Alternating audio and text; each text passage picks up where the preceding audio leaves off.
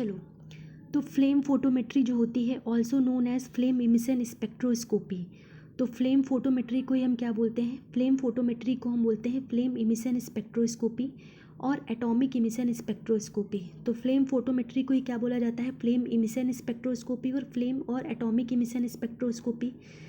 ठीक है, यहाँ पर हम इमिशन की बात करते हैं, तो या तो इसको फ्लेम इमिशन स्पेक्ट्रोस्कोपी बोल सकते हैं, एटॉमिक इमिशन स्पेक्ट्रोस्कोपी बोल सकते हैं। It is an emission spectroscopy, ये क्या होती है, एक इमिशन स्पेक्ट्रोस्कोपी होती है which is basically used to detection of a metal present in the sample. तो इसका इस्तेमाल इसलिए किया जाता है, पहली बात तो ये एक इमिशन स्पेक्ट्रोस्कोपी है और इसका बेसिकली जो हम इस्तेमाल करते हैं वो डिटेक्ट करने के लिए करते हैं मेटल, वो एक मेटल को डिटेक्ट करने के लिए करते हैं जो कि सैंपल में क्या होते हैं, प्रेजेंट होते हैं। ठीक है, तो ये एक इमिशन स्पेक्ट्रोस्कोपी होता है जिसका बेसिकली इस्तेमाल किया जाता है। और इसका इस्तेमाल क्यों किया जाता है, इसका इस्तेमाल किया जाता है use to the detection of metal, use to detection of metal present in the sample. Sample में जो मेटल प्रेजेंट होते हैं उनके डिटेक्शन के लिए क्या किया जाता है, इसका इस्तेमाल किया जाता है। ठीक है, इसके बाद alkali metal like sodium, potassium, calcium, magnesium, every metal has its own colour produce in contact of flame we detect.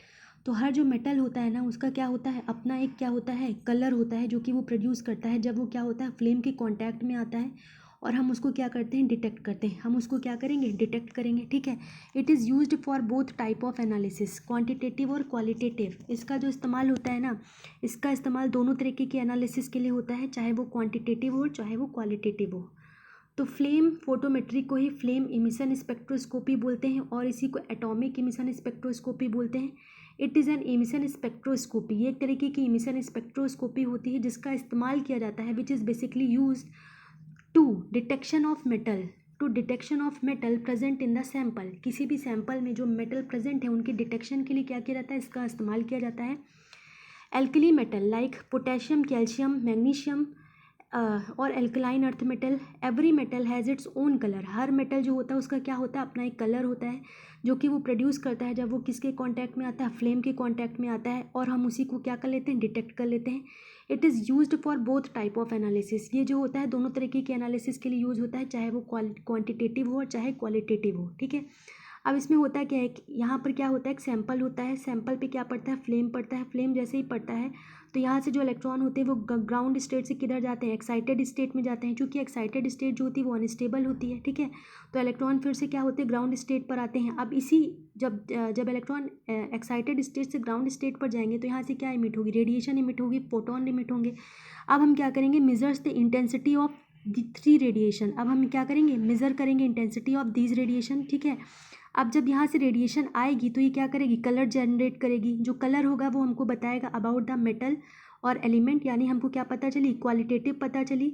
Intensity of colour tells about the amount of metal, जो इंटेंसिटी होगी कलर की वो हमको बताएगा कि metal का amount कितना है। ठीक है, इसके बाद फिर इसके बाद क्या होता है, कलर्ड फ्लेम। ठीक है, तो यहाँ पे हमको क्या पता चलेगा, tell about the element, metal के बारे में हमको पता चलेगा और इंटेंसिटी जो होगी वो हमको क्या बताएगी, अमाउंट के बारे में बताएगी। यानी यहाँ पर क्वालिटेटिव पता चला और यहाँ पर आपको क्या पता चल गया, क्वांटिटेटिव। ठीक है, अब लिक्विड सैंपल क्या होता है, जब इसमें हम लिक्विड सैंपल जो कि मेटल सॉल्ट होता है वो क्या होता है, वेपोराइज्ड हो जाता है सॉलिड में। सॉलिड रेसिड्यू क्या होते हैं, फिर से किस में वेपोराइज हो जाते हैं। ठीक है, तो ये हमारा क्या है, फ्लेम फोटोमेट्री। ठीक है, अब इसका प्रिंसिपल क्या होता है, तो व्हेन ए लिक्विड सैंपल, और उस सैंपल में क्या भरा हुआ है, मेटेलिक सॉल्ट सोल्यूशन भरा हुआ है, उसको इंट्रोड्यूस करेंगे जब हम फ्लेम के सॉल्वेंट में। ठीक है, एक लिक्विड सैंपल जिसमें कि क्या भरा हुआ है, मेटेलिक सॉल्ट भरा है, मेटेलिक सॉल्ट सोल्यूशन भरा है, उसको हम क्या करेंगे, इंट्रोड्यूस करेंगे फ्लेम सॉल्वेंट में। इज वेपोराइज्ड, वो क्या हो जाएगा, वेपोराइज्ड हो जाएगा एंड लीव्स सॉलिड रेसिड्यू, और उसमें क्या बचेगा, सॉलिड रेसिड्यू बचेंगे विच अगेन वेपोराइज, जो कि क्या होंगे, अगेन वेपोराइज हो जाएंगे इनटू गैसियस स्टेट। वो किस स्टेट में वेपोराइज हो जाएंगे, गैसियस स्टेट में वेपोराइज हो जाएंगे। Now the gaseous state molecule get converted into neutral atom. अब जो गैसियस स्टेट का मॉलिक्यूल होगा वो किस में कन्वर्ट हो जाएगा, न्यूट्रल एटम में, और स्प्रेड इनटू फ्लेम, वो किधर स्प्रे हो जाएगा, फ्लेम में, with the help of atomiser. वो क्या होगा, एटोमाइजर की मदद से क्या हो जाएगा, जो गैसियस स्टेट मॉलिक्यूल है वो क्या हो जाएगा, न्यूट्रल एटम में क्या हो जाएगा, कन्वर्ट हो जाएगा and spread into the flame. Now molecule gets excited from ground state by absorbing thermal energy, जैसे उसको फ्लेम की थर्मल एनर्जी मिलेगी, जो मॉलिक्यूल होंगे वो अपने ग्राउंड स्टेट से क्या हो जाएंगे, एक्साइट हो जाएंगे. Now they are unstable in excited state. तो ग्राउंड स्टेट से जब मॉलिक्यूल एक्साइटेड स्टेट में जाएंगे तो एक्साइटेड स्टेट हमारी क्या होती है, अनस्टेबल होती है. So they get back into the ground state. तो वो क्या होंगी, अपनी ग्राउंड स्टेट में फिर से वापस आ जाएंगे by emitting radiation which we have to measure. तो वो क्या करेंगे, रेडिएशन को इमिट करेंगे और उसी को हम क्या करेंगे, मेजर करेंगे. The radiation gives the colour to the flame. जो रेडिएशन होगी वो क्या देगी, कलर देगी फ्लेम को. और colour tells about the metal. और यही कलर जो होगा वो क्या होगा, हमको मेटल के बारे में बताएगा. Colours are different for different metal. ठीक है. अब इसके बाद जैसे सोडियम के लिए कलर होता है येलो, पोटेशियम के लिए होता है वॉयलेट, बेरियम के लिए होता है लाइम ग्रीन, कैल्शियम के लिए होता है ऑरेंज, और लिथियम के लिए क्या होता है, रेड. कोई भी चीज़ लिथल होती है वो रेड ही कलर की होती है. बेर जो होते हैं वो ग्रीन कलर के होते हैं, तो लाइम ग्रीन. पोटेशियम क्या होगा, पीवी सिंधु से याद रखेंगे, तो पोटेशियम वॉयलेट. सोडियम क्या होगा, येलो. ठीक है. अब यहाँ पर मैथमेटिकली अगर हमको कैलकुलेट करना है तो यहाँ पर एक बोर्ड्स इक्वेशन होगी जो कि एक्सप्रेस करेगी अमाउंट ऑफ एनर्जी एब्जॉर्ब.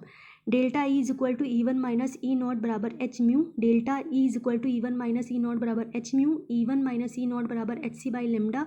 तो लेमडा बराबर H C upon E1 minus E naught. ठीक है. Boltzmann equation express the relationship between the ground state and excited state. ये हमको क्या बताती है, रिलेशनशिप बताती है किस किस के बीच में, ग्राउंड स्टेट और एक्साइटेड स्टेट के बीच में बताती है. तो N1 अपॉन एन नॉट बराबर G I upon G naught E की power minus delta E upon R T.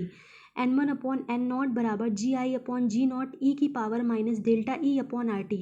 E की power minus delta E upon R T. N1 क्या है, number of atom in excited state. N naught number of atom in ground state. G I upon G naught ratio of excited state upon ground state. Delta E energy of excitation. के Boltzmann constant. T क्या है, temperature.